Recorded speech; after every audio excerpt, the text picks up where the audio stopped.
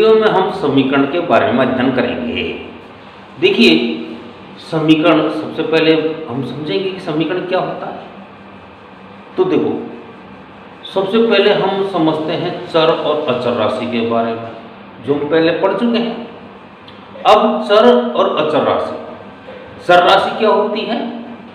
वो संख्याएं जिनका कोई मान निश्चित नहीं होता, जैसे x।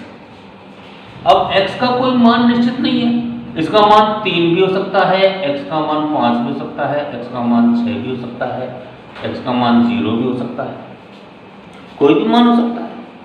तो इनको हम क्या कहेंगे? चर राशि। और जिनका मान फिक्स होता है, जो अंकों में चलती है, वो हमारे पास में अचर राशि होती है। अर्थात जो चलने वाली है, घूमती फिरती है, जिनका मान स्थित नहीं होता, वो हमारे पास चर राशि होती है। और जिनका मान स्थित होता है, वो अचर राशि होती है।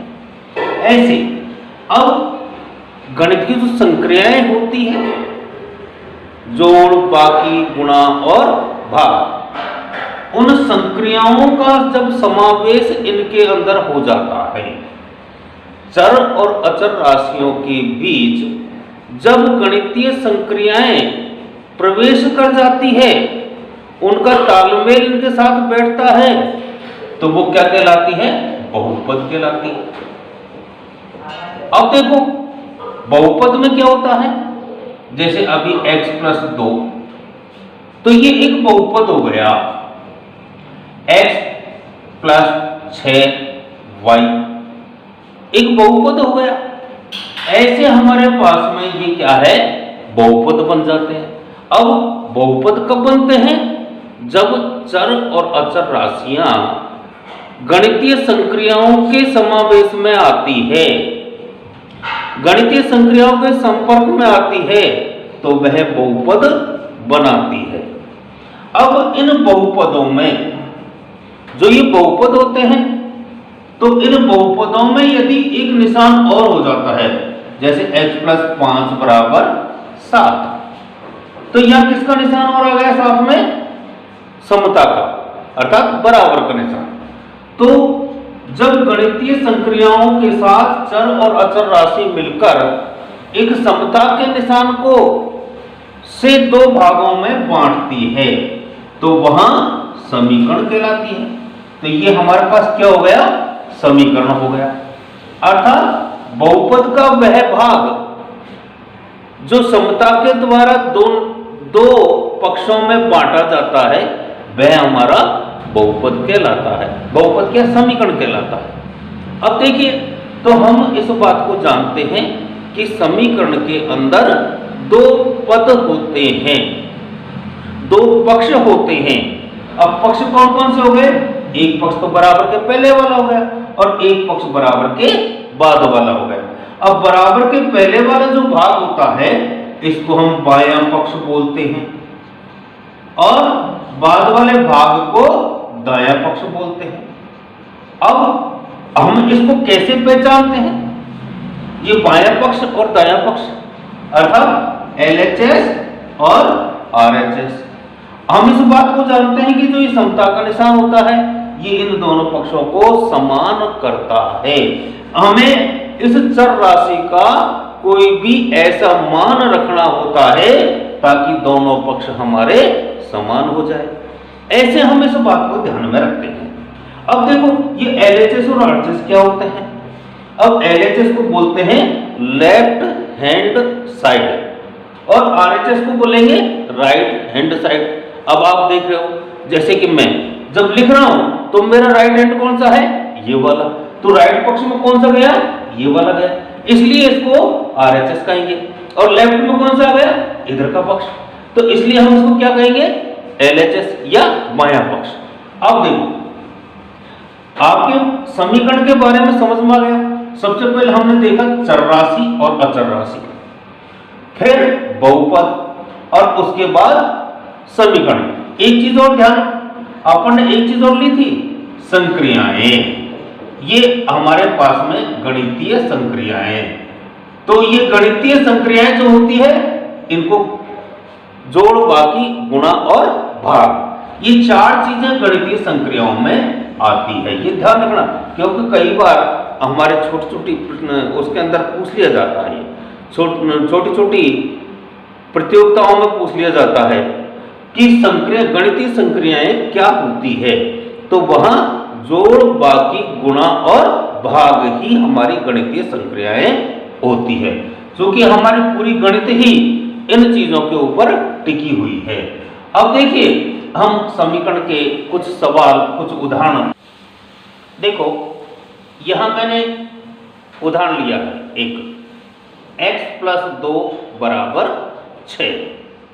अब देखो यहां पर हमें क्या करना है, इस 2 में कोई एक ऐसी संख्या जोड़नी है जिसका मान 6 हो जाए।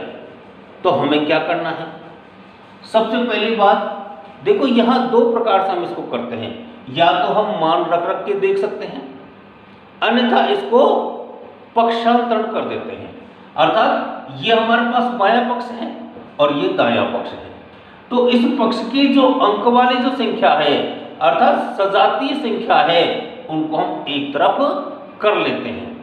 तो सजातीय संख्याएं जब एक तरफ जाती है तो ये बराबर के निशान को पार करेगी, और जब बराबर के निशान को पार करेगी तो क्या होता है, इनके अगर जोड़ वाली संख्या है, प्लस वाली संख्या है तो माइनस की हो जाएगी, और माइनस वाली होती है तो वो प्लस की हो जाती है।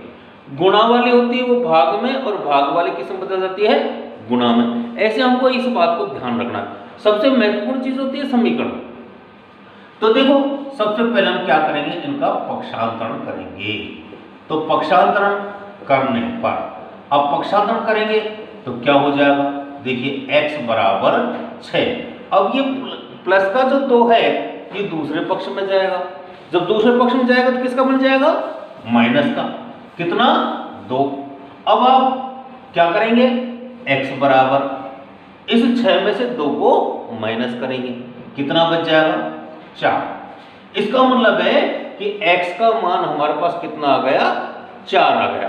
अब आप इसको देख सकते हैं, यदि हम इस x के स्थान पर 4 रख देते हैं तो 4 + 2 = 6।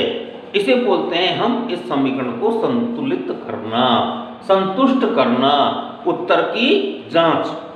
हम ऐसे करते हैं, इस मान को, जो मान हमारे पास आया है उस मान को हम सवाल में रख देते हैं और रख करके उसको पुनः हल करते हैं, तो हमारे पास सवाल का उत्तर अर्थात उत्तर की जांच हमारे पास हो जाती है। देखिए एक उदाहरण और, यहां पर हमारे पास दे रखा है 3x + 5 = 17। अब देखो यहां पर हमें क्या करना है, सबसे पहले जैसे ये उदाहरण दिया था वैसा का वैसा ये उदाहरण है, तो इस उदाहरण में हमें क्या करना है, पक्षांतरण करना है। अब पक्षांतरण करेंगे, पक्षांतरण करने पर अब देखो जब पक्षांतरण करेंगे तो वही 3x = 17 - 5। क्या करना है, 3x = 17 में से 5 गए, 12 बच गए। अब क्या करना, देखो ये ध्यान रखना है क्योंकि हमें x का ही मान ज्ञात करना है। यहां पर x अकेला ही था इसलिए डायरेक्ट हमारे पास x का मान आ गया। यहां हमारे पास x के साथ कितना हो रहा है, 3। हम इस 3 को भी यहां से भगाएंगे, है ना, इसको भी हटाएंगे यहां से, तो ये हटेगा तो कहां जाएगा। हम इस बात को देख रहे हैं कि जैसे यहां पर ये 5 था, ये प्लस का था, माइनस में हो गया, और ये 3 किसके साथ है, गुणांक के साथ, तो गुणावली किस में जाती है, भाग में। अब भाग में जाएगी तो 12/3 कितना आ गया, x = 4। तो हमारे पास में x का मान 4 आ गया। ये कोई जरूरत नहीं है सभी सवालों में उत्तर समान आए, तो यहां अब हमें उत्तर की जांच करनी है। और उत्तर की जांच कैसे करेंगे, मैंने आपको बताया था क्या हमारा उत्तर सही है या नहीं है। इसके लिए हम क्या करते हैं, उत्तर की जांच करते हैं। तो यहां हमारे पास उत्तर की जांच जब हम करते हैं तो देखिए इस 4 को x के स्थान पर लिखेंगे, तो हमारे पास हो गया 3 × 4 + 5 बराबर 17। हल करेंगे। हल करने का नियम आप जानते हैं गणितीय संक्रियाओं में, सबसे पहले भाग, फिर गुणा, फिर जोड़ और अंत में बाकी। तो यहाँ पर 3 चौके 12 प्लस 5 बराबर 17। अब 12 में 5 जोड़ेंगे कितने हो जाएंगे? 17 बराबर 17, अर्थात दोनों पक्ष हमारे पास समान है। अब देखो एक उदाहरण और देखेंगे। यहाँ पर मैंने एक उदाहरण लिखा है। इस उदाहरण में हमारे पास में क्या है? 3x प्लस 4 बराबर x प्लस 10। तो यहाँ मैंने आपको बताया था सबसे पहले हमको क्या करना है? पक्षांतरण। और पक्षांतरण जब करेंगे तो हमारे पास में चर और अचर राशियां अलग अलग पक्षों में आ जाएंगी। अब सबसे पहले चर राशि कौन कौन सी है? इधर तो 3x है, लेकिन एक चर राशि इधर भी है। अब जब ये दूसरे पक्ष में है तो इसको पहले पक्ष में लाएंगे, तो ये प्लस वाली किसकी हो जाएगी? माइनस की। अब देखो अगला पक्ष हमारे पास ये तो 10 है, इधर वाला जो अंक है प्रथम पक्ष वाला, बाएं पक्ष वाला, ये हमारे पास दूसरे पक्ष में जाएगा, तो ये माइनस का हो जाएगा। अब क्या करना है? देखो 3x में से 1x घटाएंगे, कितना बच गया? 2x। और यहाँ पर कितना है? 10 में से 4 घटाएंगे तो 6। तो x का मान कितना हो जाएगा? 6/2। तो x बराबर हमारे पास 3 प्राप्त हुआ। ऐसे हमने इस सवाल को हल किया। अब आप चाहें तो संतुष्ट इसको कर सकते हैं, ये काम आप करेंगे। अब देखो अगला उदाहरण। अगले उदाहरण में हमारे पास में जैसा हमने ऊपर किया था वैसा का वैसे उदाहरण यहाँ है। तो यहाँ पर भी सबसे पहले क्या करना है? पक्षांतरण करना है। अब पक्षांतरण करने पर देखिएगा क्या हो जाएगा? 5x माइनस 2x बराबर 21 माइनस 6। समझ में तो आ रहा है? देखो वीडियो को अंत तक देखना है और सब्सक्राइब यदि नहीं किया है तो सब्सक्राइब भी करना है। आपको जितने भी दोस्तों के पास में आप शेयर कर सकते हैं, जितना ज़्यादा आप शेयर कर सकते हैं, क्योंकि सरल भाषा का वीडियो है, सरल करना है और समझना है, शेयर भी करना है। देखिए यहाँ पर 5x में से 2x घटाएंगे, कितना बच जाएगा? 3x। और 21 में से 6 घटाएंगे तो 15। अब क्या करना है? गुणांक वाला सवाल। गुणांक वाली संख्या को किस में भेजेंगे? भाग में। तो हमारे पास x का मान कितना आ गया? 5। अब एक छोटा सा एक उदाहरण और हम देखेंगे। ये यहां हमारे पास में दे रखा है 3x/5 प्लस 4 बराबर 7। अब देखो यहां पर थोड़ी सी समस्या ऐसी लग रही है कि ये तो बटा भिन्न में आ गया, क्या किया जाए? तो हम सबसे पहले देख रहे हैं ये भी अंक है और ये भी अंक है, तो सबसे पहला काम हमारा पक्षांतरण करने का। तो पक्षांतरण करेंगे हम। अब देखो जब पक्षांतरण हम करेंगे तो हमारे पास क्या हो जाएगा? 3x/5 बराबर 7 माइनस 4। कितना हो गया? 3x/5 बराबर 7 में 4 गए तो 3। अब क्या करना है? बज्रगुणन। तो बज्रगुणन में हम क्या करेंगे? भाग वाली जो संख्या है गुणा में चली जाती है। कितना हो जाएगा? 3x बराबर 3 × 5। और उसके बाद इस x का मान ज्ञात करना है, तो यहाँ पर 3 × 5/3। चाहे तो ऐसे हम कर सकते हैं या फिर गुणा करके भी इसको हल किया जा सकता है। तो x का मान कितना आ गया?